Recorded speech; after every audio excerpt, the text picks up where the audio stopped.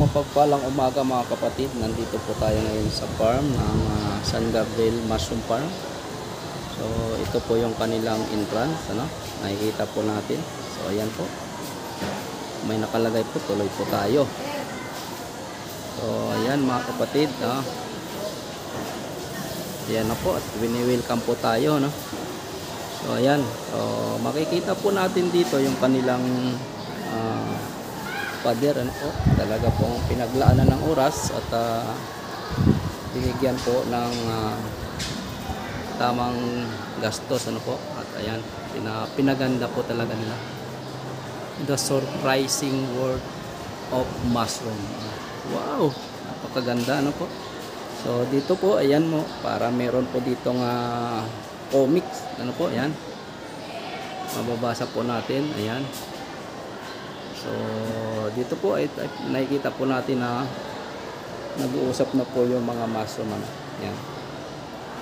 So makikita natin, ayan, yung cycle of a mushroom, ayan. So ito po yung kanilang health benefits, ayan, para alam po natin kung ano po yung ating nakukuha sa mushroom, ano, ayan.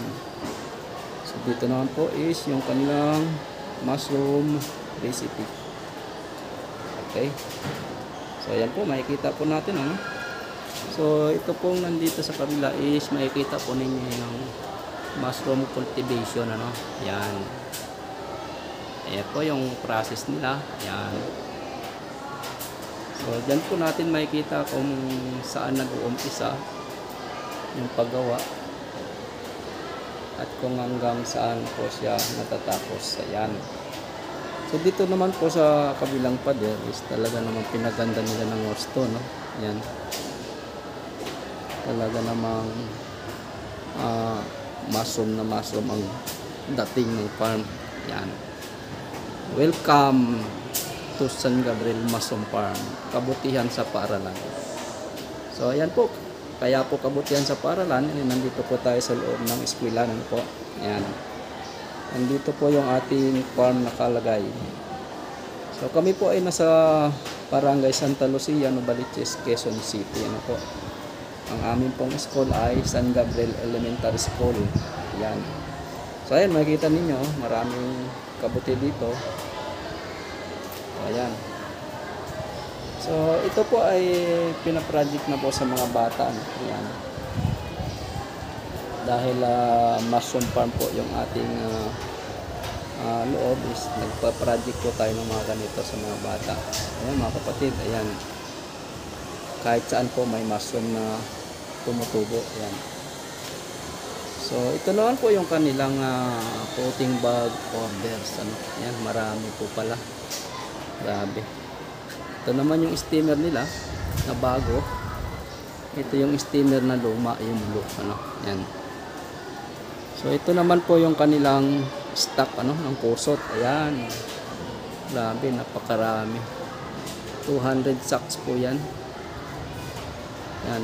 Meron pa po dun sa gilid na yung naiwan.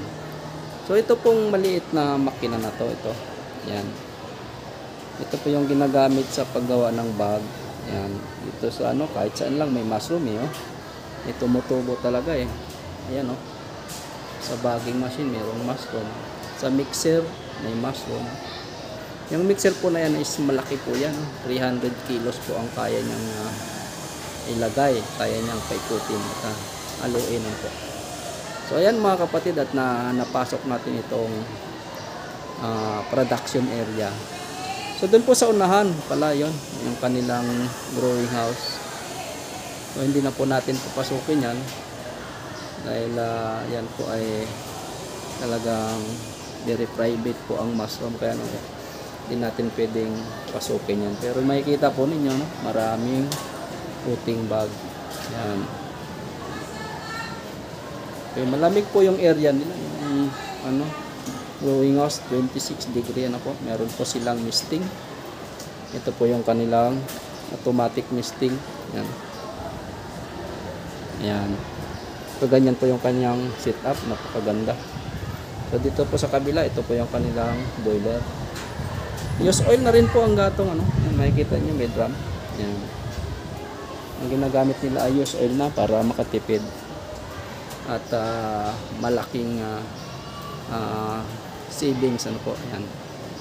So ayan po mga kapatid, at napasyal po ninyo itong ating San Gabriel Mushroom Farm na kabutihan sa paaralan. Ayan. So ayan mga kapatid, ano, narinig natin, umandar ng kusa yung motor, ano. Ayan, automatic po siya, no. Yan.